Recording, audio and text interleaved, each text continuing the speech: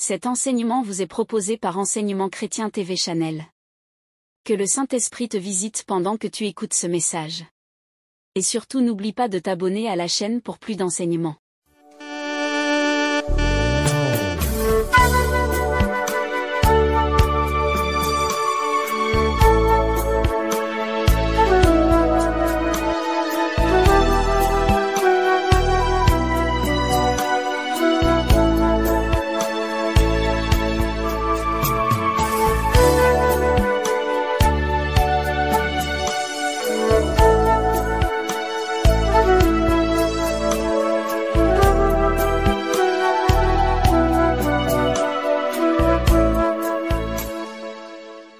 C'est ta présence que nous voulons accueillir. Seigneur Esprit Saint, à ce matin, c'est le don de ton Esprit que nos cœurs désirent. Ô Dieu, que sera notre vie sans cette merveilleuse présence en nous? Il est dit que nous sommes le temple de l'Esprit. Si telle vérité apparaît comme vraie, nous voulons que notre vie expérimente véritablement cette douce présence dans nos cœurs. Seigneur, sature-nous de ta présence et sois la source de notre inspiration. Déploie en nous tes dons sacrés. Affermis notre foi, notre espérance et notre charité. Seigneur Esprit Saint, nous n'avons aucune connaissance et tu le sais. Il est dit, lorsque tu viendras, tu nous conduiras dans la vérité tout entière. Si j'ai été l'instrument par lequel tu désires nous donner ces vérités pour notre salut et notre délivrance, alors Seigneur Esprit Saint, je me soumets à toi. Écarte-moi maintenant de cette scène. Et que le Christ seul soit révélé comme dispensateur du message de vérité. Fais de moi un courroie simplement de la transmission de ta parole. Fais de nos cœurs la terre propice pour les accueillir. Et bénis-nous encore de ta présence. Que ton onction, Seigneur Esprit Saint, se répande sur chacun de nous. Qu'elle pénètre au fond de notre cœur. Qu'elle nous délivre de tout ce qui est doute, scepticisme, incrédulité. Mais que cette onction en nous nous convainc et nous enseigne la voie de la vérité et de la justice. Nous sommes à ton école et nous voulons prêter nos oreilles pour entendre ta parole. Ô Seigneur notre Dieu, bénis ce moment et qu'il soit la louange de ta gloire.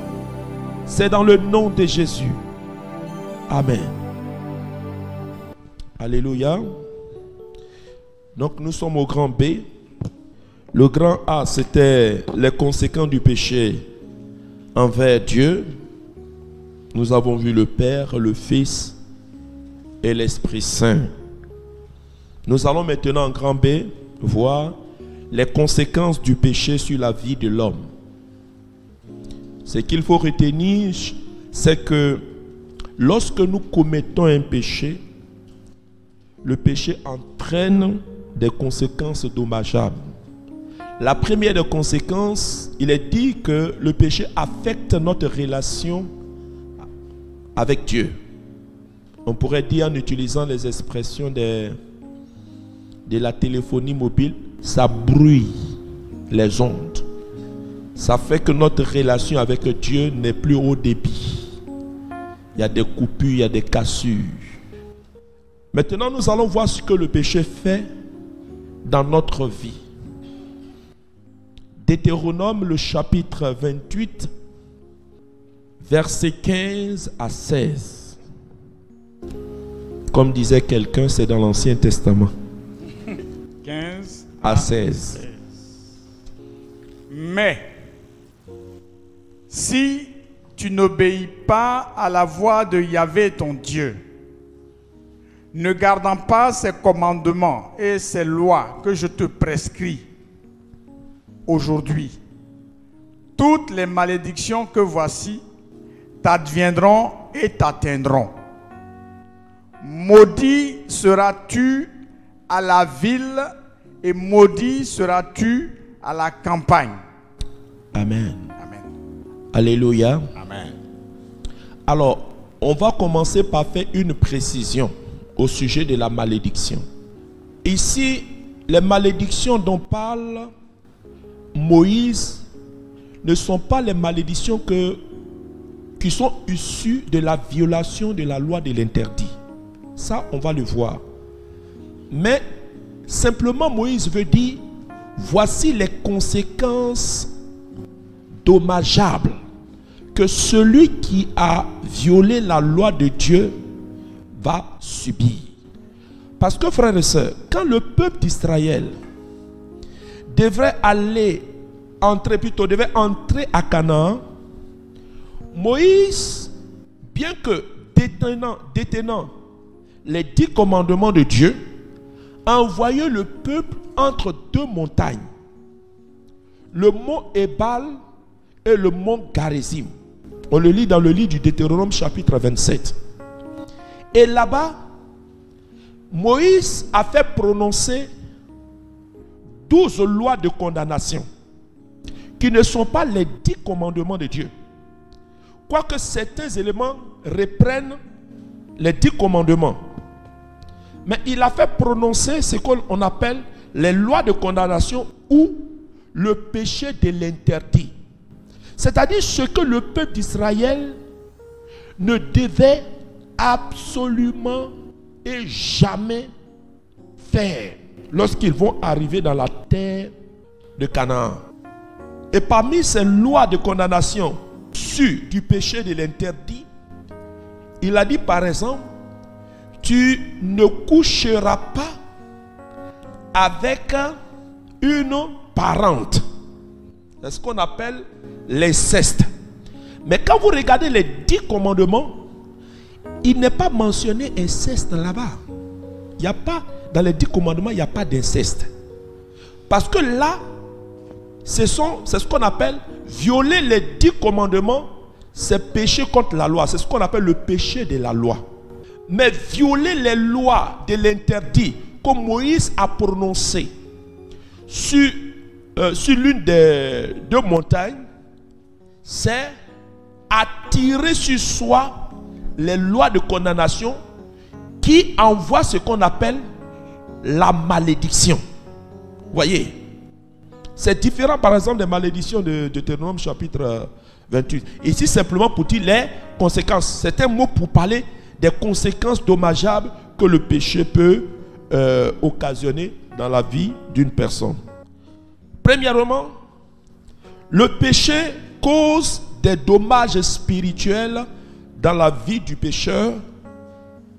Petit 1, le péché cause des dommages spirituels dans la vie du pécheur.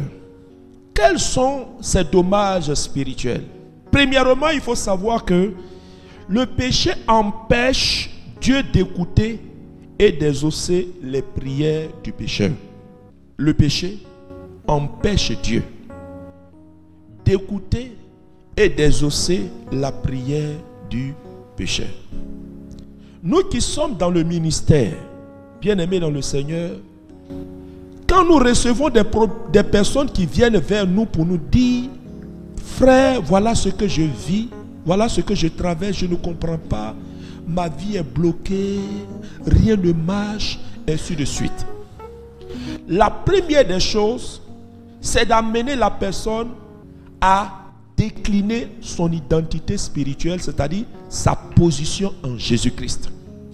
Il ne s'agit pas de prier pour la personne, parce que Dieu ne les exaucera pas. C'est faux. Si nous connaissons le caractère sacré de la parole, Dieu ne peut pas agir en dehors de sa parole. Il faut amener la personne à se rendre compte y a quelque chose dans sa vie qui empêche Dieu de l'exaucer.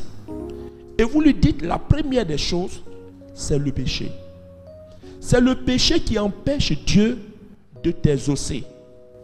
Donc, si tu as un péché que tu te reproches, s'il y a quelque chose qui parle contre ta vie, je te conseille, avant que je ne prie pour toi, il faut aller te confesser.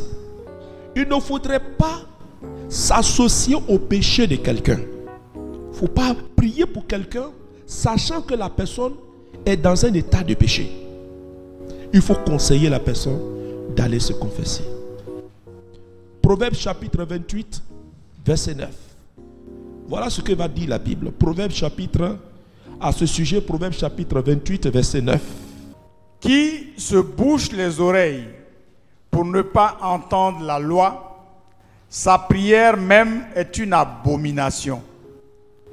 Vous voyez, c'est pas moi qui le dis, hein. C'est David ou bien un de ses disciples qui dit, pourquoi on n'est pas exaucé? La personne vient dire, mais je ne comprends pas, j'ai fait retraite, j'ai fait ceci, j'ai fait cela, mais frère, les choses n'avancent pas. Je dis, bon, vraiment, la prière, elle n'est pas magique. La prière obéit à une logique pour son exaucement.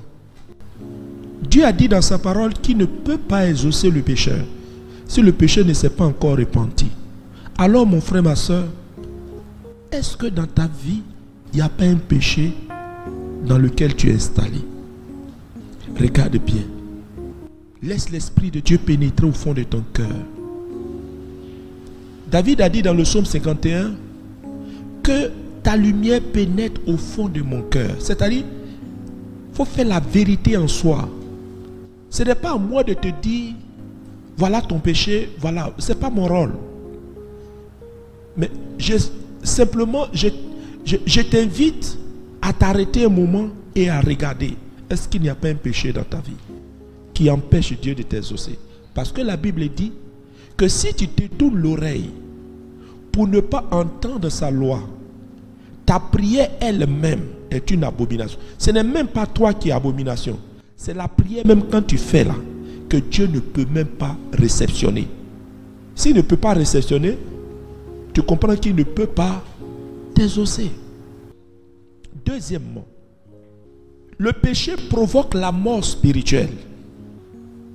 Celui qui commet un péché ouvre la mort dans sa vie. Pour ceux qui sont engagés dans le combat spirituel, doivent comprendre, quand on parle de la mort, c'est un esprit. C'est l'un des esprits les plus méchants qui s'est révélé dans les Écritures depuis l'Égypte. Il tue tout sur son passage. Mais ici, ce n'est pas la mort physique. Mais quand la mort rentre dans ta vie, tout ce qui est vie meurt. Tes affaires, tes projets, ton mariage, ton enfantement. Il tue tout. C'est un esprit. C'est pourquoi Jésus a dit, le dernier ennemi dans le livre de l'Apocalypse que le Christ va terrasser, c'est quoi? C'est la mort. C'est un esprit. Et souvent nous sentons sa présence par des phénomènes bizarres, ou encore on le voit dans nos rêves. À partir de certains signes, soit on rêve, on voit les funérailles, les cercueils, ou bien des personnes qui sont décédées, vous les voyez. Ça, c'est la mort. C'est l'esprit de mort que Dieu est en train de te donner de voir. Parce qu'il ne se présentera pas. Au plan spirituel, les choses se décodent. On les interprète. C'est pourquoi on dit les fils ont des visions, mais ce sont les pères qui les interprètent. Ça, c'est le signe que l'esprit de mort est entré dans votre vie. Et il ne rentre dans une vie que par le péché. Par le péché. Éphésiens chapitre 2, verset 1. Au plan spirituel, avant qu'il ne trouve, ce qu'il faut savoir, au plan spirituel, parce que dans le combat spirituel, Éphésiens chapitre 2, verset 1, dans le combat spirituel, l'interprétation de l'agir de l'esprit de mort est tout différent, par exemple, de ton statut spirituel. Je vais dire par là que quand on dit quelqu'un est spirituellement mort, cela veut dire que sur la vie de cette personne, il y a absence de fruits de l'esprit. Absence de fruits de l'esprit. Parce que quand vous prenez un arbre, quand l'arbre est mort, quand l'arbre est tombé, il fait quoi? Il perd tout. Ses feuillages et même son fruit. Cela veut dire qu'il est mort. Et par analogie, quand nous voulons comprendre la mort spirituelle, il faut savoir, quand on dit à quelqu'un, oh, cette personne spirituellement, elle est morte. La personne marche et vit avec nous. Mais elle ne porte plus les fruits de la vie. Et il y a 3 fruits de la vie qui montrent que vous êtes vivant. Lis d'abord Éphésiens chapitre 2, verset 1. Et vous qui étiez morts par suite des fautes et des péchés, dans lesquels vous avez vécu jadis. Voyez, on a vécu jadis dans une vie de péché. C'est ce qui a fait dire à Paul qu'on était spirituellement mort. Alors, cette mort-là, comment elle se manifeste? Éphésiens chapitre 8, non, Éphésiens chapitre 5, à partir du verset 8. Jadis, vous étiez ténèbres, mais à présent, vous êtes lumière dans le Seigneur. Conduisez-vous en enfants de lumière, car le fruit de la lumière consiste... Le fruit de la lumière, parce que là où il y a la lumière, il y a la vie. Là où il y a les ténèbres, il y a la mort. Parce que quand quelqu'un est mort, on le met dans le tombeau. Il n'y a pas de lumière, il n'y a pas CIE là-bas. C'est-à-dire c'est la symbolique des ténèbres. Voilà. Mais là où il y a la vie, là où il y a la lumière, il y a la vie. Même les zoologistes, voilà, les biologistes disent que pour qu'une plante vive, il nous faut la lumière. Voilà. Donc la lumière est la vie. Et regardez, il va donner le fruit de la vie, de la lumière. Car le fruit de la lumière consiste en toute bonté, justice et vérité. Si vous ne portez pas ces 3 choses dans votre vie, c'est que spirituellement, vous êtes mort. On n'achète pas un fruit pour mettre sur soi. On produit le fruit. C'est-à-dire le fruit est en nous. Voyez, chaque arbre fruitier porte en lui les fruits. Et Jésus va dire dans Jean chapitre 15, parlant du sarment, il dit si le sarment n'est pas connecté au tronc de l'arbre, la sève vivifiante qui part de la racine ne peut pas se tendre aux branches. Or c'est cette sève-là qui à l'extrémité de la branche, au moment de la productivité, produit les fruits. L'arbre qui produit les fruits ne fait pas l'effort de produire parce que c'est sa nature de produire les fruits. Si elle ne produit pas, cela veut donc dire qu'il y a un problème, il y a une rupture. Donc spirituellement, quelqu'un qui est mort, c'est celui qui est déconnecté à la source de la vie. Donc il devient improductif. C'est pas possible, il ne peut pas produire des fruits. Parce que la mort spirituelle, c'est d'être déconnecté de Dieu.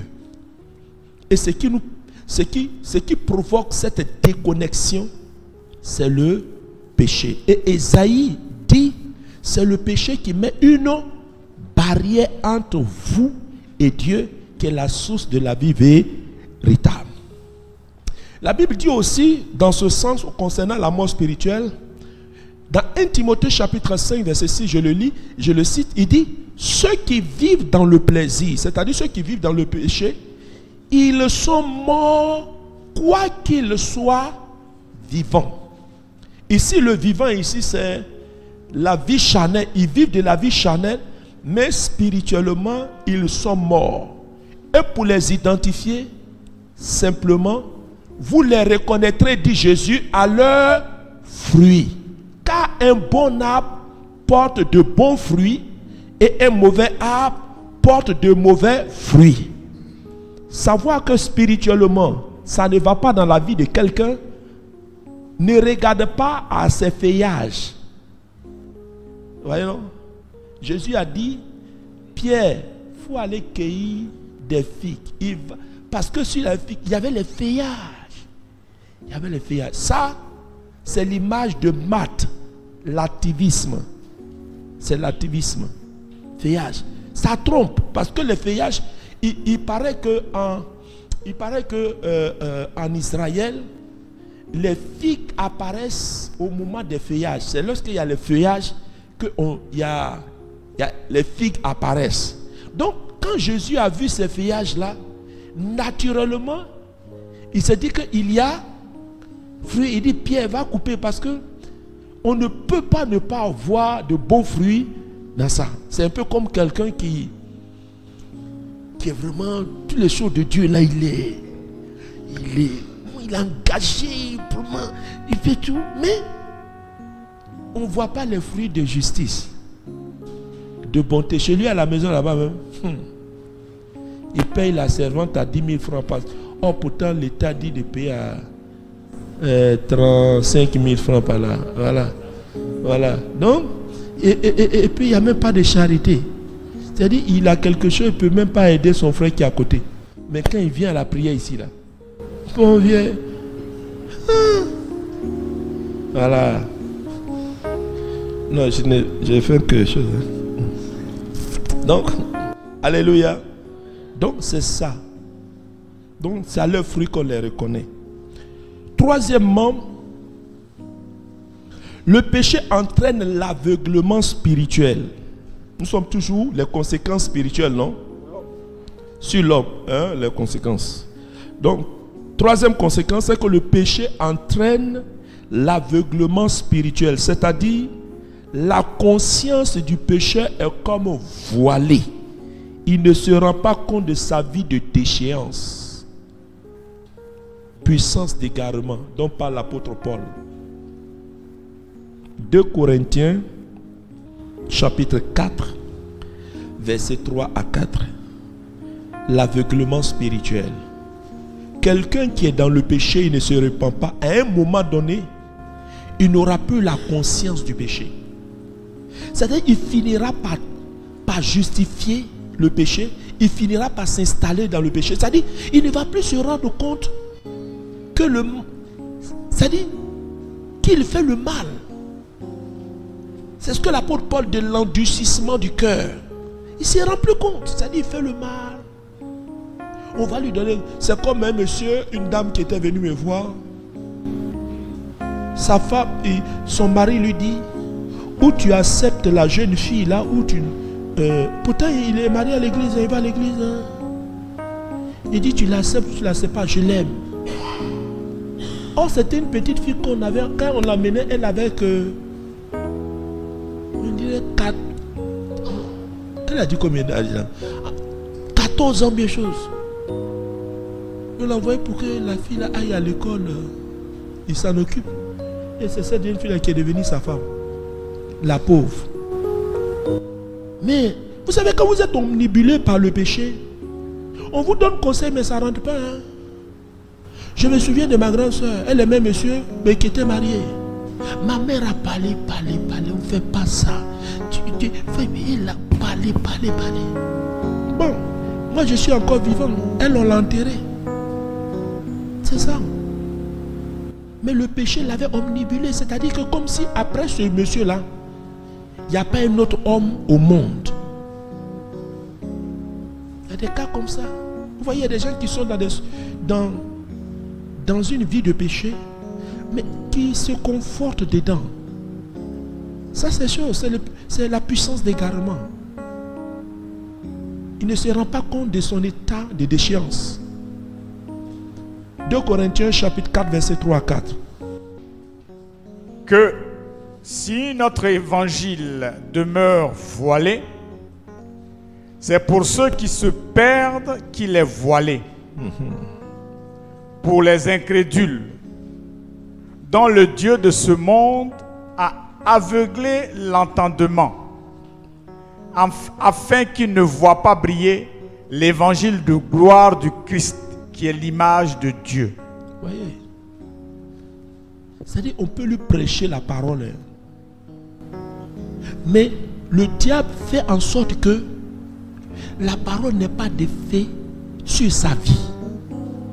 Pour l'amener, parce que toute parole qu'on écoute a pour but de nous amener à une prise de décision, à sortir de la situation dans laquelle nous nous trouvons. Mais si on ne sort pas, c'est parce qu'on est voilé. On ne voit pas l'enjeu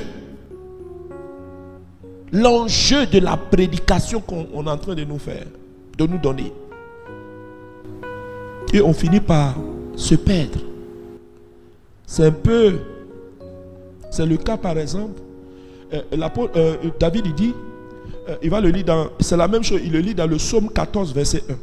Il dit, l'insensé dit dans son cœur que Dieu n'existe pas.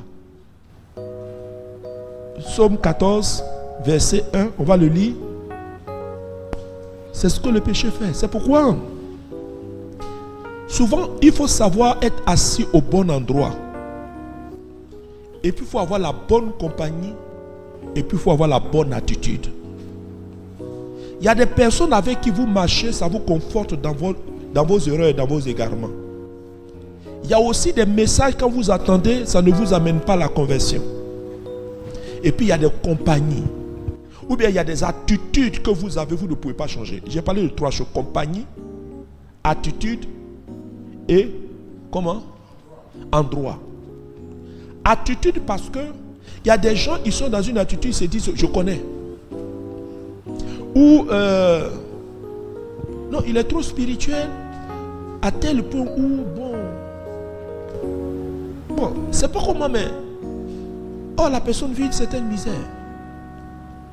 Compagnie parce qu'il y a des personnes avec qui, quand vous marchez, vous finissez par vous reproduire en eux. En eux. Wow. Ça veut dire que vous avez une amitié où les gens acceptent le péché, les trucs comme ça. Vous allez aller dans comment on appelle, des boîtes de nuit, ou bien des discussions mondaines, ou bien des choses. Pour finir, ça ne va plus vous heurter. Parce qu'en tant que chrétien, il y a des choses que vous ne pouvez pas supporter. Ça rebuffe vos oreilles. Ça vous chagrine. Dès qu'on fait ça, vous êtes gêné. Mais ces compagnies-là, en voulant leur faire plaisir, vous finissez par vous habituer à leur milieu. Du coup, vous pouvez boire, être saoulé. Bon, ça ne vous dit rien, c'est pas un péché. Ou bien vous êtes là, vous parlez des femmes, et ainsi de suite, des discussions obscènes, c'est-à-dire des choses qui sont réservées à la relation d'intimité entre l'homme et sa femme. Vous venez exposer ça dans le métier. Mais ma femme me fait bien l'amour. Bon, vous avez des discussions, ce qu'on appelle, l'apôtre Paul parle des paroles grossières, et ainsi de suite. Voilà. Donc tout ça là, il faut l'éviter. Il faut l'éviter. Le psaume 14, verset 1.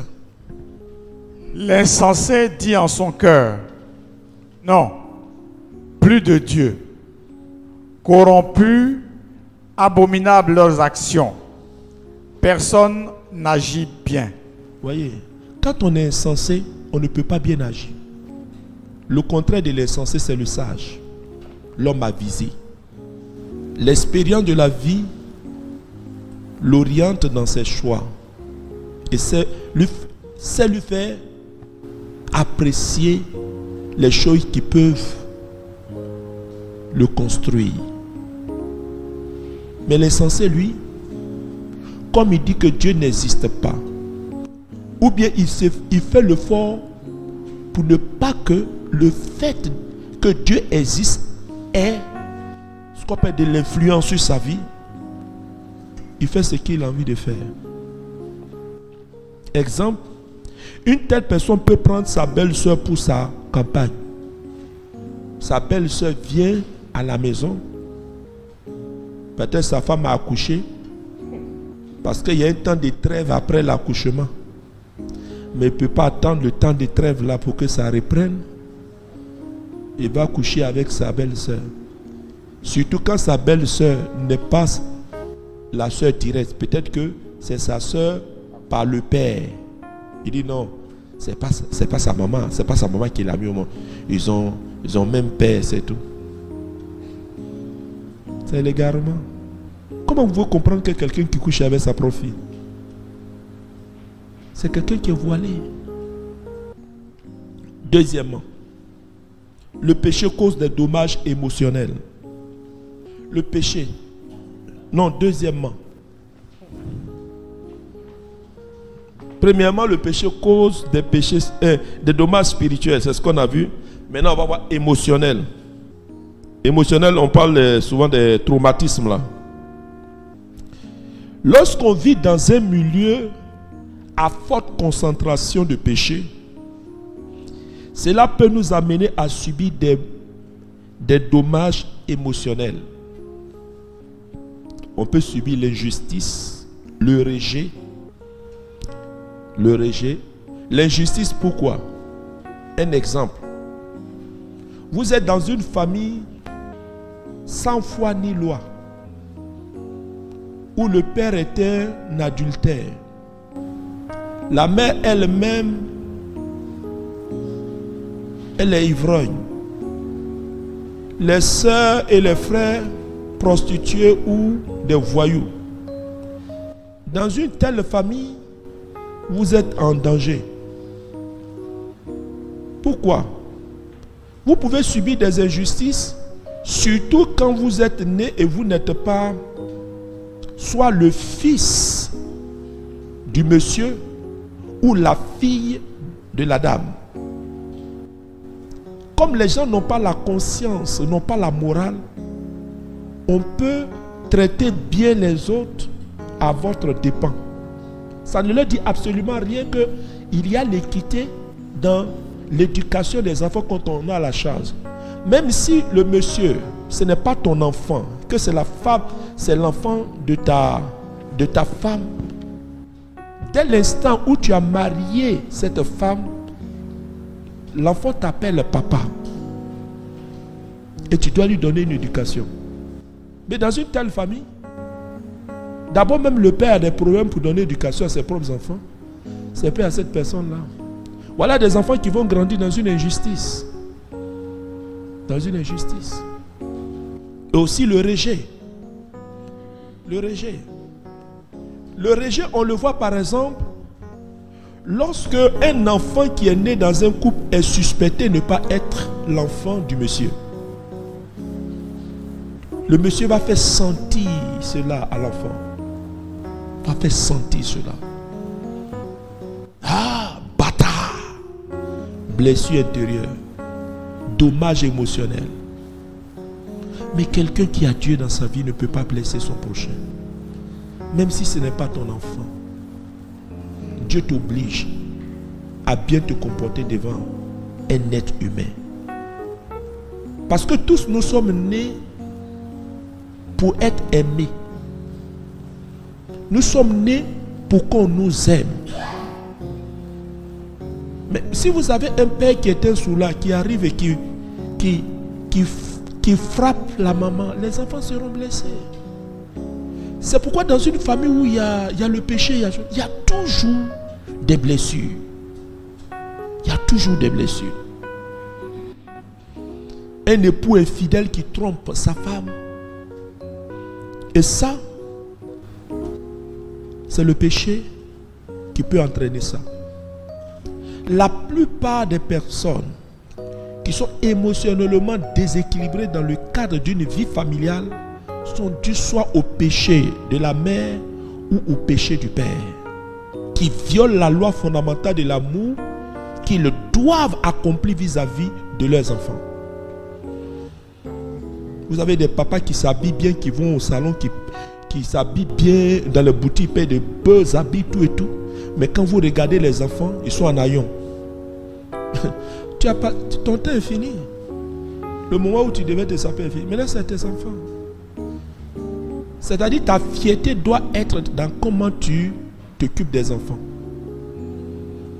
Si tu as un budget de 100 francs, 75% de ton budget doit aller dans l'éducation, dans l'entretien des enfants. Parce que ce qu'ils vont devenir fera ton honneur. Mais on ne peut pas avoir cette vie harmonieuse là si la famille n'est pas une famille chrétienne qui a la crainte de Dieu. Donc c'est pourquoi nous disons que le péché cause des dommages émotionnels. C'est également le cas par exemple d'une jeune dame qui est dans un foyer, qui a son conjoint qui est infidèle. Souvent, on a l'impression que ce n'est pas grave. Oh, on dit les hommes sont comme ça, bon, les hommes sont comme ça. Non. Vous savez, une femme, elle est fragile. La fragilité de la femme vient du fait que c'est elle qui se déplace pour rejoindre l'époux dans la maison conjugale. C'est la femme qui quitte sa famille. Déjà, le fait de quitter sa famille, elle est déséquilibrée. Il a l'autorité. Et la femme ne demande pas grand-chose. Elle attend simplement un peu d'amour, d'affection et d'attention. Ce n'est pas l'argent que tu vas donner à une femme qui montrera que tu aimes la femme. Elle n'a que faire de l'argent. C'est de toi qu'elle a besoin. Il y a des gens qui prennent leur ami pour leur époux. Ils passent plus de temps avec leurs camarades qu'avec leur propre femme. Mais comment dans un tel foyer, il peut avoir la paix? Non. C'est pourquoi j'apprécie beaucoup quand les couples font l'œuvre de Dieu ensemble. Ça les rapproche. À l'école d'évangélisation, c'est un principe. Si tu es marié, tu dois tout faire pour que ta femme aussi vienne avec toi pour servir le Seigneur. Parce qu'une femme a besoin de présence. Une femme a besoin d'attention, d'amour, de se faire choyer, de belles paroles. Parce que quand elle s'habille, vous croyez qu'elle s'habille pour qui? Ce n'est pas pour ceux qui sont dehors, elle s'habille pour que son mari apprécie sa beauté. Mais il y a des hommes qui ne savent même pas dire à leur femme: oh chérie, aujourd'hui tu es très bien habillée. Ou ta coupe est vraiment merveilleuse. Oh, j'aime ça. Vraiment, quand tu t'habilles comme ça, j'apprécie. Mais tu dis ça là, tu l'as. Je disais un jour, si un homme veut vivre l'enfer sur la terre, qu'il mette sa femme dans les difficultés. Faut provoquer ta femme. C'est-à-dire que tu vas vivre l'enfer par anticipation sur la terre.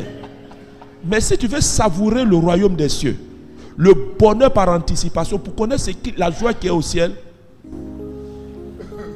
manifeste de l'amour à ton épouse. Mais tu vas voir, tu seras l'homme le plus heureux. Mais c'est tout. La femme ne demande pas grand-chose. Pas beaucoup. Pour le peu de temps que je suis dans la vie de couple, j'ai réalisé que tout le bonheur que je peux recevoir dans la vie et dans le ministère sont dus au fait que je me suis donné une loi. Ne jamais faire en sorte que ma femme, pendant une journée, soit triste. Ça ne me gêne pas d'aller demander pardon à ma femme. Non, c'est une partie de moi-même. Ce n'est pas un acte de faiblesse, mais c'est plutôt un acte de bravoure. Parce que je veux reconquérir son attention, son amour. J'en ai besoin pour mon équilibre. Comment les gens peuvent vivre sans la présence de leur femme? Je nous invite véritablement à... peut-être qu'on en parlera peut-être si vous le voulez dans le cadre de notre formation. Comment consolider son foyer. Je bénis Dieu et je prie toujours Dieu pour qu'il me donne cette grâce. Ne jamais lever la main pour taper mon épouse. Jamais. Je dis chaque jour quand je prie, je ne dis pas que dans mon foyer, il n'y a jamais eu de mécontentement ou bien de palabres, tout et tout. Non. Mais nous savons ce qui est essentiel. Ne jamais traverser 24 heures sans qu'on ne revienne dans des bons sentiments. Jamais. On en parlera, on va vous expliquer par exemple. À 75%, l'équilibre dans un foyer, ce sont les rapports sexuels.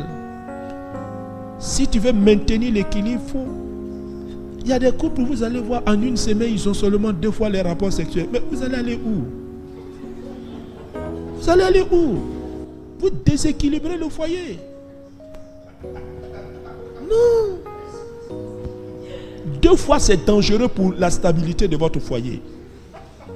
Les études ont montré que de 40 ans jusqu'à 55 ans, il faut au moins avoir 4 fois les rapports sexuels dans la semaine.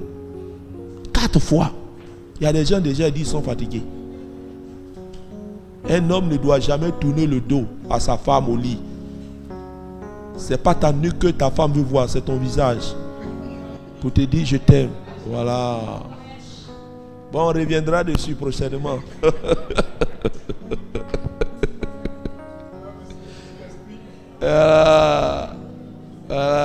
Tout l'esprit nous a fait glisser pour aller là-bas. Voilà, c'est important. Non, il y a de la joie. Donc, vraiment que Dieu soit béni. Retrouver cette stabilité-là, et ça fait du bien. Troisièmement, le péché peut causer des dommages corporels. Après, dommages émotionnels, c'est tout ce qui est traumatisme intérieur, les blessures intérieures, voilà. Le péché de l'infidélité, le mépris, le rejet, tout cela peut causer des traumatismes intérieurs. C'est ce qu'on appelle les blessures. Mais le péché également peut causer des dommages corporels. Alors vous allez me dire comment le péché peut faire ça.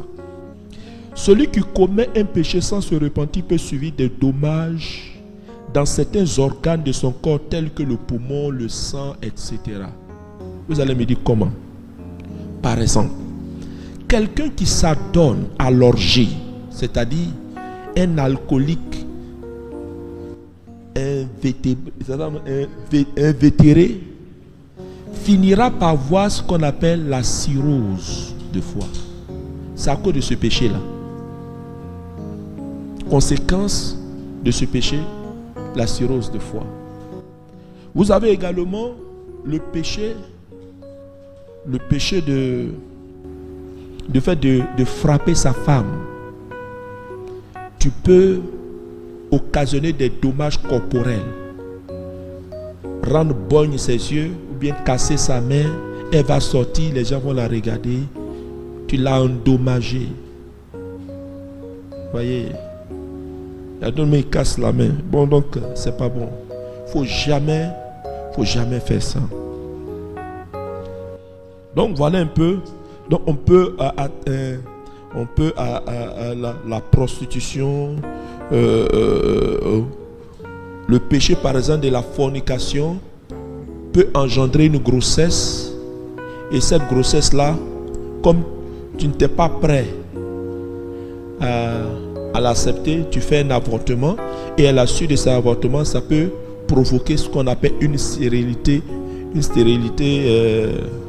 secondaire. Vous voyez, ça c'est le péché de la fornication qui est de fil en aiguille et a entraîné cela.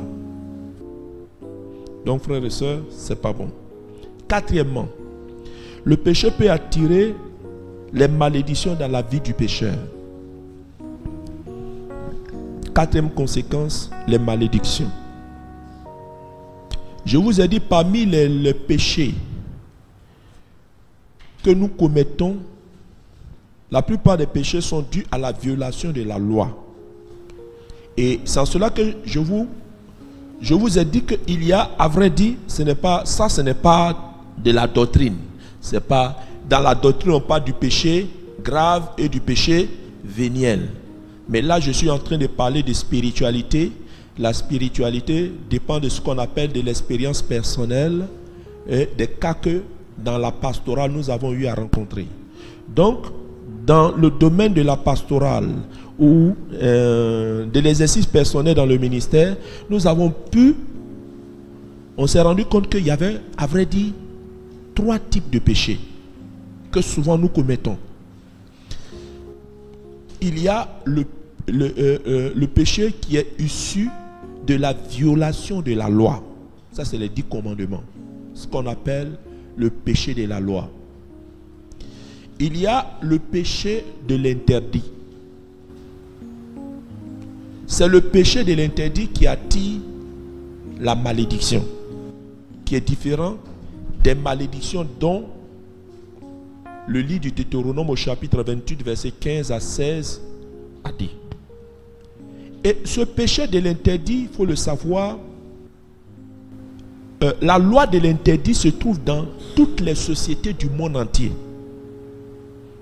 Cette loi de l'interdit, on les rencontre dans pratiquement toutes les sociétés. En anthropologie, vous pourrez le constater, chaque peuple a une organisation institutionnelle. Et il y a des lois qui régissent le comportement de chaque peuple. C'est ce qui est présenté sur le vocable de culture ou la coutume. C'est en cela que vous allez voir par exemple chez les Akans qu'on ne vole pas peut-être de l'or. Celui qui vole de l'or, il a touché à l'interdit. Ce qui va avoir comme conséquence une malédiction sur la famille. Et on a pu montrer que la famille dans laquelle il y a eu le vol d'or, l'auteur du vol n'est pas le premier à mourir. Mais la malédiction va ronger la famille. C'est ce que dans Ézéchiel, Zacharie chapitre 5, on va le lire. Zacharie chapitre 5 en parle. C'est pourquoi souvent on dit que la culture juive est un peu comme la culture africaine là. Zacharie en parle. Zacharie chapitre 5, verset 1 à 4. Je levai à nouveau les yeux et j'eus une vision. Voici, il y avait un livre qui volait. L'ange qui me parlait me dit, « Qu'est-ce que tu vois ?» Je répondis, « Je vois un livre qui vole, sa longueur est de 20 coudées, sa largeur de 10. » Alors il me dit, « Ceci est la malédiction qui se répand sur la face de tout le pays. Car d'après elle, d'après cette malédiction, tout voleur sera chassé d'ici, et d'après elle, tout homme qui jure faussement par mon nom sera chassé d'ici. » Je continue. Oui. Je la déchaînerai, oracle de Yahvé Sabaoth, pour qu'elle entre chez le voleur. Pour que cette malédiction entre chez le voleur, et vous allez voir, selon la culture Akan, c'est la même chose. Qu'elle entre chez le voleur. Et chez celui qui jure faussement par mon nom. C'est celui qui est en train de faire quelque chose, il ment, ou bien il a fait quelque chose, puis il dit, au nom de Dieu, je n'ai pas fait au nom de Dieu. Qu'elle s'établisse au milieu de sa maison. Cette malédiction va aller au milieu de sa maison. Et la consume. Va détruire cette famille. Avec ses poutres et ses pierres. C'est-à-dire va ruiner. En somme, c'est l'expression pour ruiner cette famille. Amen. Amen. Ça, c'est pas tous les vols qui attisent une telle malédiction. C'est en somme ce qui s'est passé dans la vie d'Akan. Akan a volé ce qui était voué à l'interdit. J'ai rencontré une dame, on était à Yopougon. Lorsque le berger Raoul était notre berger à Yopougon, à l'écoute, j'ai rencontré une dame, dans la famille, les gens mouraient comme des poulets. En somme, on ne l'a pas rencontré. On était en train de prier et Dieu nous a fait grâce d'un moment prophétique et une parole de révélation est sortie. Et cette parole a dit qu'il y a eu vol d'or dans une famille et qu'il y a un des représentants de cette famille au milieu de notre assemblée et les gens ont commencé à mourir. Et celui qui a volé l'or, c'est votre frère. Mais il ment morticus qu'il n'a pas pris l'or. Or, c'est lui qui a pris. La femme est tombée de nuit, elle a commencé à pleurer. Et on l'a reçu et dit effectivement, c'est ce que la famille vit. Il y a eu dans la famille vol d'or. Mais on ne sait pas qui a pris. Et les gens mouraient. Et c'est à cause de ça qu'elle passe de lieu en lieu en prière pour demander à Dieu de faire quelque chose. On lui a dit, va dire à ton frère que Dieu l'a dévoilé, c'est lui qui a pris. Et l'auteur du vol n'est pas celui qui est le premier frappé. C'est ce qui est dangereux concernant le vol de l'or. Et quand on parle de vol de l'or, ça peut être aussi même les chaînes. Mais tout ce qui est fait à base d'or, on ne vole pas. Voyez. Également, dans le système traditionnel, chez les Akans que je connais, il y a aussi le fait de l'inceste. Ça, pratiquement dans toutes les cultures, on rencontre. Mais pour conjurer le mauvais sort concernant l'inceste, chez les Akans, il y a un rituel qui est fait. Et ce rituel est fait avec des vieilles femmes qui sont monoposées des vieilles. On vous met nu. On prépare un cabri. On le prépare. D'abord, on le fend en deux. On le prépare, on le déchire. Et vous devez manger ça chaud. Et puis, les femmes là prennent balai. Et puis, elles vous chicotent pour conjurer le mauvais sort. Sinon, vous allez mourir. C'est-à-dire que vous aurez des malheurs inimaginables. Voyez, ça, on appelle ça le péché de l'interdit. Ça introduit dans votre lignée la loi de la condamnation. Vous êtes condamné. Et de génération en génération, cette malédiction-là va agir. Et selon la loi sur la malédiction la plus terrible va jusqu'à 10 générations pour qu'elle prenne fin. Mais une malédiction ordinaire va de 3 à 4 générations. Donc il faut faire attention. C'est-à-dire que quand on commet un péché, il faut savoir quel type de péché nous avons commis. Et à partir des recherches, il y a certaines lois qu'on ne viole pas. 1. On ne se moque pas de quelqu'un qui est infirme. On ne se moque pas de quelqu'un qui est infirme. Celui qui a fait ça vient d'attirer sur sa vie l'opprobre qu'on appelle la malédiction. Ça ne se fait pas. Et selon cette loi, il aura forcément soit un des enfants ou bien dans ta lignée quelqu'un qui aura quelque chose sur laquelle on va s'appuyer aussi pour rire. Ça, c'est cette loi-là qui dit ça. Donc, on ne se moque pas de quelqu'un qui est infirme. Deuxièmement,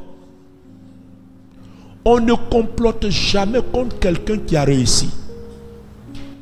Si quelqu'un dans sa vie a réussi, il ne faut jamais l'en vouloir. Il ne faut pas comploter contre cette personne. Tu attireras sur toi une loi qu'on appelle le non-accomplissement. C'est-à-dire quoi? Comme tu n'as pas souhaité le bien de l'autre, le bien n'arrivera jamais chez toi. Et Jésus l'a dit dans la loi d'or. Matthieu chapitre 6, le verset 12. Ce que tu veux que autrui fasse, commence à le faire. Voilà. Parce que cette loi, pourquoi c'est une loi d'interdit? Parce que c'est ce qui fonde la sorcellerie. C'est ce qui fonde la sorcellerie. Parce qu'elle est fondée sur la jalousie. Tu vois quelqu'un qui a réussi, ça te fait mal. Et tu complotes. Ou bien tu dis, il a volé, il a fait ceci, et il a fait ceci, ainsi de suite. Non. Non, on ne le fait pas. Ça ne se fait pas. C'est-à-dire, quelque chose que tu n'as pas une information. Si tu ne sais pas, il est préférable de se taire. Parce que tu es en train d'attirer sur toi une malédiction. Parce que Ecclésias, il faut lire ça pour moi, Ecclésias chapitre 10, verset 20. Et sois content quand quelqu'un a réussi. Sois heureux quand ça réussit pour ton frère. Réjouis-toi. Mais ne dis pas du mal de sa réussite. Oh, lui, C'est-à-dire qu'il a volé, il a fait ceci, et ainsi de suite. Non, tu n'as pas de preuve. Ecclésiaste. Oui.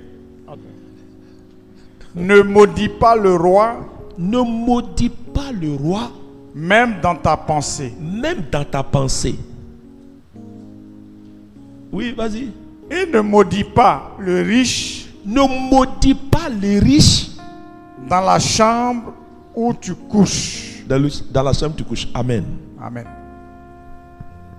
Le roi ici, c'est l'autorité. Quand tu n'aimes pas une autorité, que tu l'aimes, que tu ne l'aimes pas, tu ne dois pas parler mal de l'autorité. C'est une malédiction. Deuxièmement, le riche, c'est-à-dire c'est quelqu'un qui a réussi. Faut pas dans ta chambre à coucher comploter. Tu as vu, c'est un voleur. Mais tu n'as pas de preuves. Les voleurs, on les trouve où? À la Maca. Cela veut donc dire, s'il n'est pas à la Maca, si tu penses qu'il t'a volé, donc va porter plainte. Parce que ce que les gens oublient, c'est que la Bible dit, la réputation est plus précieuse que de l'or. C'est-à-dire l'honneur de quelqu'un là. Pour Dieu, c'est plus précieux même que l'or. Donc, mais toi, tu ternis la réputation et l'honneur de quelqu'un en jacassant sur la vie, en prêtant des mauvaises intentions sur la vie d'une personne. C'est dangereux et ça tire la malédiction. Parce qu'à cause de toi, les gens vont regarder l'autre mal. À cause de toi, les gens vont juger l'autre. Quand il va passer, ils vont rire de lui. Ils vont le regarder. Ils vont dire, voilà. Tu auras, à cause de toi, tu auras gâché la vie d'une personne. Dieu ne peut pas l'accepter. On ne le fait pas. C'est pourquoi j'aime cette image. C'est un singe. J'ai vu ça dans la maison de quelqu'un. C'est 3 images. C'est un tableau. Il va comme ça. Mais c'est profond. C'est une image qui est bien. Ça, c'est la personne là. Dieu lui a inspiré. Je ne vois rien. Je n'entends rien. Puisque je n'ai rien vu, je n'ai rien entendu, je ne parle pas. Je vous donne un principe d'ordre spirituel. Si vous le savez, gloire à Dieu. Si vous ne le savez pas, ajoutez ça à votre répertoire spirituel. Quand vous voulez parler de quelqu'un, parlez toujours bien de la personne à son absence. On ne parle jamais mal de quelqu'un derrière, à son absence. Ça, c'est une loi spirituelle. Ça, il faut le dire. C'est-à-dire, si je veux parler mal de quelqu'un, il faut que la personne soit là et puis je parle mal en même temps. Mais si elle n'est pas là, je dois toujours parler bien de la personne. J'ai dit ses qualités. J'ai dit ses qualités. J'ai dit ses qualités. Même si je connais ses défauts, j'attends quand elle est là et puis je dis, ah, toi, mais tu aimes trop t'énerver. Tu aimes trop femme. Mais si elle n'est pas là, tu as vu ça. Mais lui là, il ne sait pas qu'est-ce qu'il fait à la communauté ici. Il est venu gâter la communauté. Comme il est responsable, ils n'ont même pas de discernement. Ils ont discernement. Oh. Vous savez, il y a des gens que Dieu amène. Dieu amène pour les transformer ici. Voilà. Mon fondateur dit, la communauté n'est pas la maison des anges. C'est la maison des extraterrestres. Mais c'est la maison des êtres humains. Voilà, nous tous on est dedans. Nos péchés, tout et tout. On cherche nous tous la sanctification. Donc ton rôle, ce n'est pas de regarder le péché de ton frère. Ton rôle, c'est de prier pour ton frère. Si tu as le courage, va et puis tu dis, mon frère, viens, on va parler. Bon, tu vois, la vie spirituelle ou partager. Mais quand il ne peut pas là, il ne faut pas prendre son nom pour être un sujet de débat à son absence.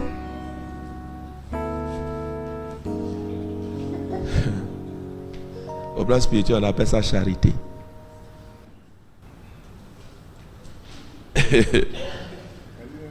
Et on appelle la charité. Voilà. Je veux dire que quand on est comme ça, puis il y a quelqu'un qui déconne, il ne faut pas réagir. Voilà. La charité voudrait qu'on dise que ça peut nous arriver aussi. Voilà. Alors on devient alors tolérant. Ça aussi, il faut l'ajouter à votre calepin. Donc, le péché, voilà, la malédiction, vous voyez, il y a ça. Il y a également le fait de ne pas honorer son père. Le fait de ne pas honorer ses parents. Honorer ses parents, c'est pas bon. Ça, c'est violer la loi de l'interdit. Dans toutes les cultures, vous voyez, souvent, il y a des gens qui font des erreurs. Ceux qui travaillent. Votre premier salaire, chez nous, les abbés, dans le groupe Akan, le premier salaire est déposé au pied du père. Maintenant, les enfants, ils commencent au plateau, père donne ça, t'en vas d'entrer à la maison. Une chemise en vie, dès qu'ils ont reçu le salaire. Moi, je me souviens d'une jeune dame qui avait fréquenté chez ma mère. Elle était institutrice. Son premier salaire, elle était vers le nord là-bas. Elle a pris voiture pour venir montrer l'argent. Je me souviens que ma mère a pris dedans 100 francs. Voilà. Et a béni la fille. Voilà. Nous l'avions perdu de vue jusqu'au jour où, quand ma mère, bon, elle était toujours à côté, nous on est partis, mais nous l'avons revue. Elle s'appelle Roubaud, bien sûr. Quand nous l'avons reconnue, elle était mariée, les choses. Sa vie était paisible. Parce qu'elle a su provoquer l'accomplissement de sa bénédiction. Elle a échappé à la loi de la condamnation qui allait attirer la pauvreté et la misère sur sa vie. Faut honorer ses parents. Faut jamais faire en sorte que tes parents regrettent de t'avoir mis au monde. Voilà. Jamais. Ça, c'est violer une loi terrible. Et quand on parle de parents, il y a les parents biologiques et il y a les parents spirituels.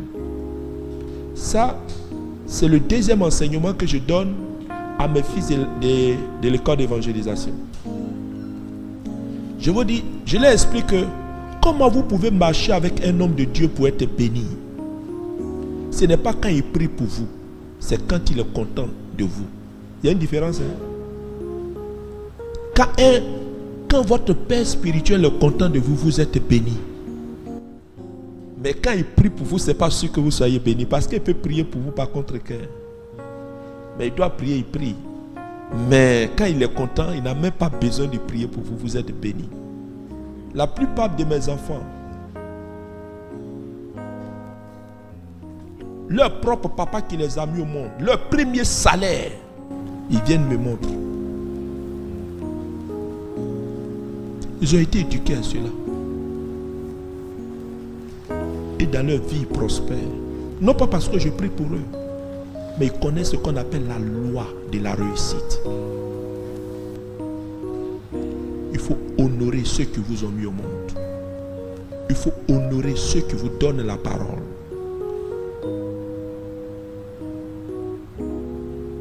Le vieux père, le modérateur, peut-être qu'il vous donnera un jour le témoignage lui-même. Il ne prie pas pour moi. Où on vient, le modérateur prie pour moi, viens faire écoute. Non. Mais je connais une loi.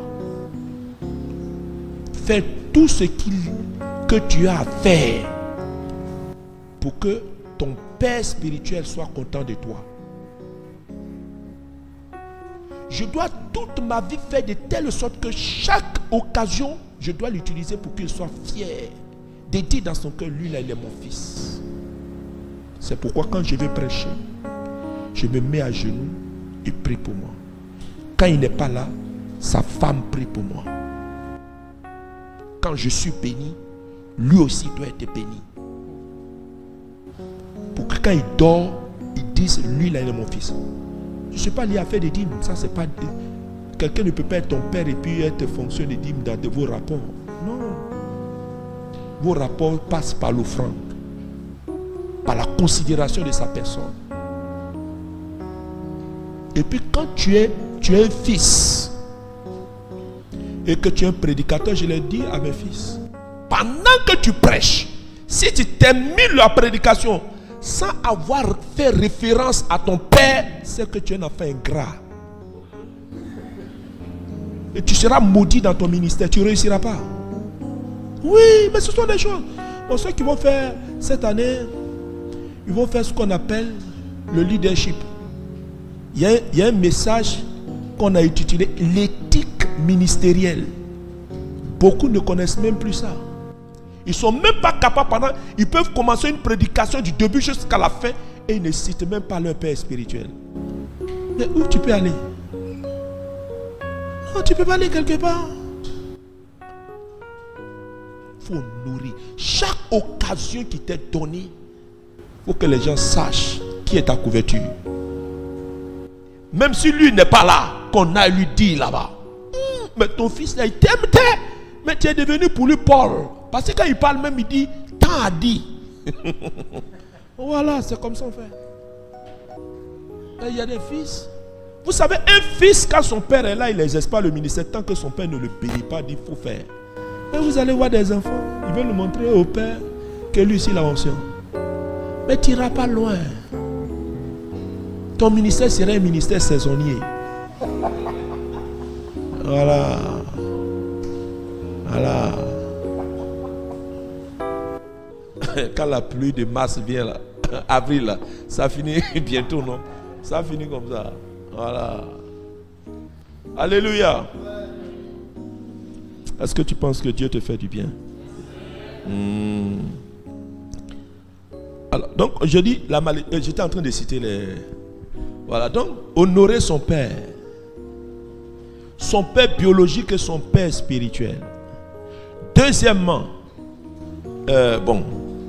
troisièmement, bien quoi? Il y a des rapports sexuels qu'on ne fait pas.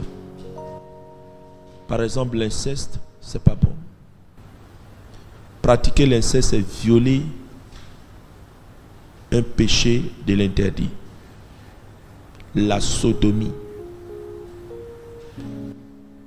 Vous savez, il est arrivé un moment, j'ai lu un document, c'est pourquoi il faut faire très attention. Vous savez, dans la sexualité, dans un foyer, dans un couple, même marié, il y a des choses qu'on fait, il y a des choses qu'on ne fait pas. Et dans le livre que j'ai lu, on n'a pas parlé, les gens n'ont pas parlé par exemple de la fellation et puis le killingus. Bon, ceux qui... Voilà. En somme, ce sont les préliminaires au rapport sexuel et ça permet d'accentuer et de faciliter l'orgasme au niveau des rapports sexuels. C'est très bon. Oh, c'est enseignement. Il ne faut pas aller là où je n'ai pas dit. Donc, c'est vrai que il arrive qu'on, dans un couple, on arrive à faire des choses, mais en tant que chrétien, on est un peu sceptique. On se dit, mais est-ce que c'est dans la volonté de Dieu? Et ainsi de suite, tout et tout. J'ai pris toute une nuit, je suis resté sur Internet, j'ai fouillé.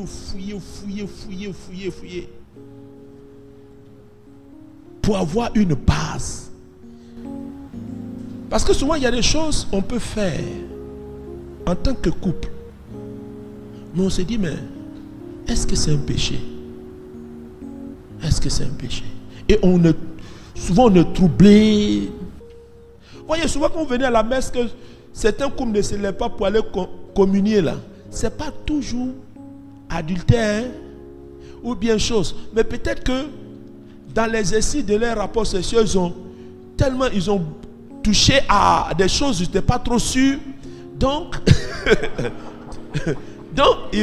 voilà, il faut voir clair. Voilà. Donc suivez mon regard. Donc on se pose des questions. Donc on fouille. On va. Ça m'a permis même d'aller fouiller dans ce qu'on appelle la doctrine même catholique. Fouiller même les Saint-Augustin, tout et tout. Aujourd'hui, si on me dit de faire mémoire sur la sexualité, faut pas t'en faire. Je te fais sortir un merveilleux rapport sur les sexualités. Hein? Voilà. Ça fait partie de ce qu'on appelle la doctrine morale de l'Église. Donc, on se rend compte que dans cette partie, il y a eu comme une évolution. Comme en philosophie, on dit, il y a une évolution de la pensée.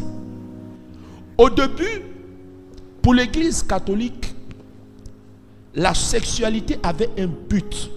C'était la procréation. Se fondant sur cette base, tous les gnénis à côté, tout et tout, qui mettaient plus l'accent sur le plaisir, étaient rejetés. Mais avec le Concile Vatican II, avec l'évolution, les gens ont découvert que l'homme était un être sexué. Voilà. Donc, il avait droit aussi au plaisir. Parce que les rapports sexuels n'étaient pas seulement que pour la procréation, mais comme c'était un être sexué, donc il avait besoin du plaisir. Donc, dans ce sens-là, il y a des choses dans les rapports sexuels qui ont pour but d'accentuer le plaisir. Mais expressément dans l'Église, il y a des choses qui sont proscrites. Il y a par exemple la sodomie. Il y a l'onanisme. Hein? J'ai dit, il y a fait document.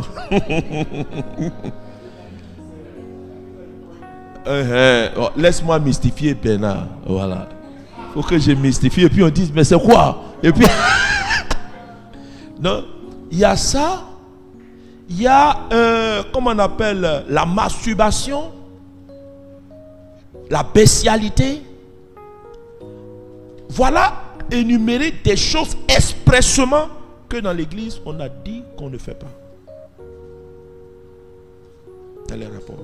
Alors, c'est que je suis allé alors fouiller maintenant dans l'islam. Et je suis allé chez les juifs. Pour les juifs, eux, ils disent, en dehors de ce que la Torah dit concernant les sodomie, tout ça là, dans les rapports sexuels, tout est permis. Chez les musulmans, c'est la même chose, mais il y a deux groupes de théologiens. Il dit, puisque Mahomet n'a pas expressément dit dans son hadith, ils ont une expression pour dire tout est permis. On dit, tu vas dans ton champ pour labourer. Bon,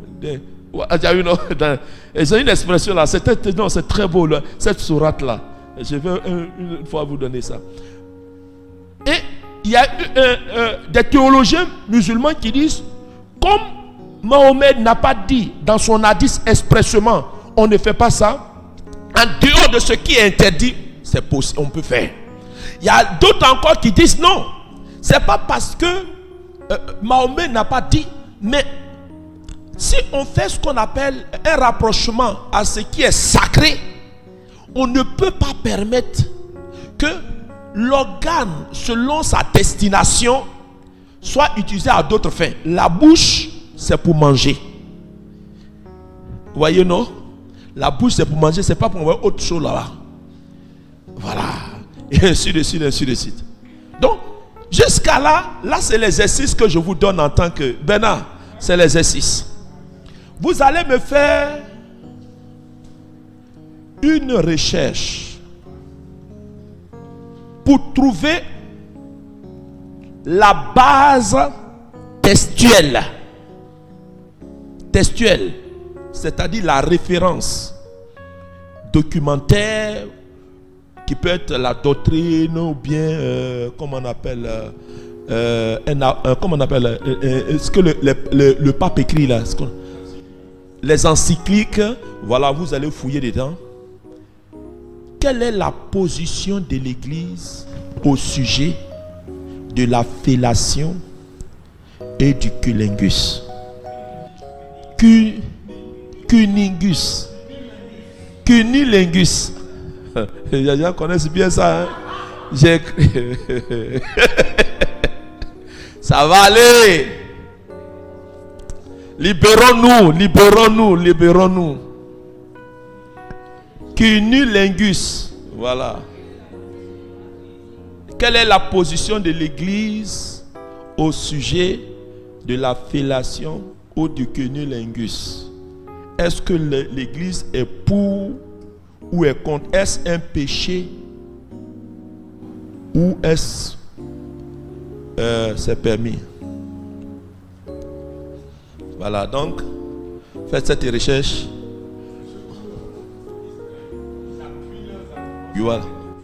Voilà, c'est ça que je parle de sites, votre référence, sur quoi où vous avez trouvé le document, ainsi de suite. Voilà, vous donnez la référence de ça. Voilà. Si c'est une encyclique, quelle encyclique il s'agit, ainsi de suite. Ou bien si c'est dans la doctrine, ou bien c'est dans, comment on appelle, un document d'église. Bon, vous trouvez ça. Ok, donc il y a ça, il y a le thème. Alors je précise que ce n'est pas le truc de leur chose. Hein. Oh non, ça c'est un exercice. Vous savez, un professeur quand il enseigne et qu'il n'a pas, il ne trouve pas, il pose ça comme Bernard, il pose ça comme question et puis il essaie des réponses là. Pour enrichir, voilà, j'ai cherché, je vous dis la vérité, j'ai cherché, j'ai fouillé d'internet, c'est ce qui m'a permis de voir la position par exemple de l'islam, des choses. Mais je n'ai pas, j'ai vu seulement que des analyses, des commentaires, des positions, chacun donnait. Mais j'ai même demandé à un prêtre. Je dis non, l'église. Alors je me suis rendu compte que lui s'est appuyé sur la conception traditionnelle de l'église. Voilà. Mais lui, déjà, même, c'est mon curé, comment on appelle là. Lui, c'est un traditionnaliste. C'est concile, lui n'est pas. Voilà. Donc, lui, Ouya, lui, il est dit. Parce qu'il faut que ce qu'on voulait amener à comprendre, fait que il ne faudrait pas perdre de vue l'aspect plaisir dans les rapports sexuels. On a évolué, il faut que... Ce qui fait que... parce qu'on n'a pas trop accentué sur ça, ça fait que ça agit un peu sur la sexualité dans le couple. Hein? Il y a la partie on est des êtres sexués, donc voilà. On avance. Je termine. Bon, je crois qu'on va faire un tour sur la sexualité un jour, on va voir ça. Mais cette fois-ci là, si on prête dessus, dans le centre là, monsieur dort. Ailleurs, là, on dort pas ensemble. Il n'y a pas de pratique. C'est-à-dire, tenez quand vous arrivez à la maison. Ou bien, puis bon, mais...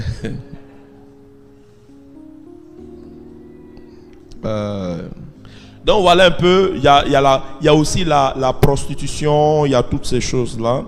Voilà, vous pouvez avoir ça. Je termine. Si quelqu'un pêche, c'est la malédiction qui lui est servie à la place de la bénédiction. Quand quelqu'un viole les lois de l'interdit, c'est la malédiction qui lui est servie à la place de la bénédiction. La malédiction, c'est la conséquence d'une vie de péché. Et elle place l'homme sous l'autorité du diable. Parce que ce qu'il faut savoir, comment aider quelqu'un à sortir d'une malédiction? Qui va répondre à cette question? Si vous êtes devant quelqu'un qui est sous une malédiction, comment aider la personne à sortir de la malédiction? Voilà. Mais maintenant on est devenu chrétien. Parce qu'il y a Ça, je l'ai pris par analogie pour que nous puissions comprendre. En tant que chrétien, ouais, c'est vrai, je n'ai pas précisé ma question. En tant que chrétien, comment aider une personne à sortir d'une malédiction? Ouais, un chrétien. Ouais. Tu réalises que à partir de l'enseignement, tes yeux se sont ouverts et tu t'es rendu compte qu'il y a une malédiction. Le problème, c'est que, je le précise au niveau des malédictions, c'est que la malédiction agit selon un principe. Elle peut être dans ta vie, c'est-à-dire elle agit comme le principe du volcan. La malédiction est endormie dans la vie de la personne jusqu'au jour où son thème d'exécution se manifeste. C'est pourquoi beaucoup de personnes peuvent être sous une malédiction après avoir commis un péché de l'interdit, mais la malédiction n'est pas réveillée dans sa vie. Les choses marchent, tout et tout, jusqu'au jour où cette malédiction-là se réveille et ça devient grave pour la personne. C'est pourquoi dès que tu écoutes un enseignement et que dans l'enseignement, Dieu ouvre tes yeux et que tu as la révélation qu'il y a probablement sur ta vie une malédiction, cherche rapidement à ce que la malédiction soit effacée, enlevée de ta vie avant qu'elle se réveille. C'est possible. C'est-à-dire qu'on peut agir par anticipation. Il y a aussi ceux qui sont sous la malédiction s'est déjà réveillée. Et puis aussi, on peut aussi aider ces personnes. Maintenant, comment on fait? Bon, voilà comment ça se passe. La première des choses, c'est d'identifier l'origine de la malédiction. Je suppose que dans l'enseignement, on a pu dire un certain nombre de choses qui ont attiré votre attention pour dire, est-ce qu'il n'y a pas une malédiction dans ma vie? Par exemple, et à côté de cela, il y a aussi, je vais préciser ça, il y a ce qu'on appelle la malédiction du fait personnel, due à la violation d'une loi d'interdit que nous-mêmes on a eu à faire. Deuxièmement, il y a le cas où on est né sous une malédiction une malédiction de groupe ou ce qu'on appelle la servitude de groupe. La servitude de groupe, c'est par exemple vous reproduisez de génération en génération un malheur. Soit les femmes ne se marient pas, dans cette famille-là, les femmes ne se marient pas, ou dans la famille, les femmes ont réussi, les hommes ne réussissent pas, mais les femmes dans cette famille, c'est eux qui entretiennent leur mari. Donnent l'argent à leur mari, ainsi de suite, voilà. Ça, on appelle ça servitude de groupe. Maintenant, quand vous avez identifié, parce que l'enseignement va vous donner la révélation, pour vous dire qu'il y a probablement une malédiction dans votre vie. Et quand c'est comme ça, il ne s'agit pas de chercher un homme de Dieu pour qu'il prie pour briser la malédiction. C'est la moindre des manières. Parce que si vous avez un arbre, vous coupez les arbres, l'arbre finit toujours par repousser. Il faut traiter ça à partir de la racine. Alors cherchez à voir quelle est l'origine de la malédiction. Parce que la malédiction dans la vie d'une personne peut prendre plusieurs formes. Ça peut prendre la forme de la stérilité. Ça peut prendre la forme du célibat. Ça peut prendre la forme de maladie incurable. Ça peut prendre plusieurs formes. Et cela en fonction de la loi de l'interdit qui a été violée. Alors quand on découvre par exemple que on a commis l'inceste, on amène la personne à une repentance. Première des choses, il faut l'amener à une repentance. Et dans cette repentance, si elle peut se confesser, qu'elle se confesse. Pourquoi on le fait? Parce que derrière chaque malédiction, il y a un esprit. C'est ce qu'on appelle l'esprit exécuteur de la malédiction. Son rôle, parce que la malédiction, c'est une loi de condamnation. Mais il faut quelqu'un pour exécuter la loi. Quand l'Assemblée nationale prend une loi, les institutions telles que la police, tous la justice, leur rôle c'est d'exécuter la loi pour la bonne marche. Donc, il y a les esprits de la malédiction. Eux, ils attendent simplement qu'il y ait une loi de condamnation et ils exécutent ça. Donc pour rendre la loi, pour détruire cette loi, c'est la repentance. Quand tu te repens, tu as fragilisé cette loi. On ne peut plus utiliser cette loi.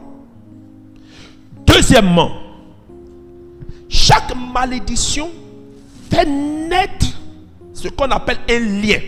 Parce que là où il y a des esprits, il y a un lien forcément. Le lien, c'est quoi? Le lien est ce qu'est en droit le lien juridique. En loi, on parle de lien juridique.